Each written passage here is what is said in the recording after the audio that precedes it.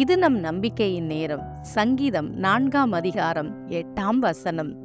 சமாதானத்தோடே படுத்துக்கொண்டு நித்திரை செய்வேன்.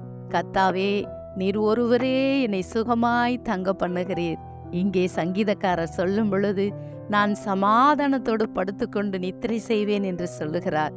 ஏனென்றால் இந்த சங்கீதக்காரருக்கு யுத்தம் யுத்தம் யுத்தம் இப்படிப்பட்ட கொடுமையான காலத்திலே அவர் ஓடிக்கொண்டிருக்கிறார். அப்பொழுது அவருக்கு எங்கிருக்கும் சமாதானம்?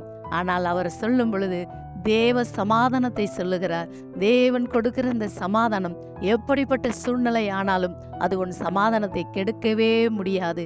கர்த்தர் கொடுக்கிற அந்த சமாதானமானது உன்னை நிம்மதியாய் தூங்க வைக்கும், நிம்மதியாய் இருக்க வைக்கும். எத்தனையோ பேருக்கு இந்த சமாதானம் இல்லை. இந்த சமாதானம் யார் என்றால் என் ஆண்டவராகிய இயேசு கிறிஸ்து தான் இந்த சமாதானம். அவரை ஏற்றுக்கொள்ளுங்கள். கர்த்தர் உங்களுக்கு சமாதானம் கொடுப்பார். God bless you.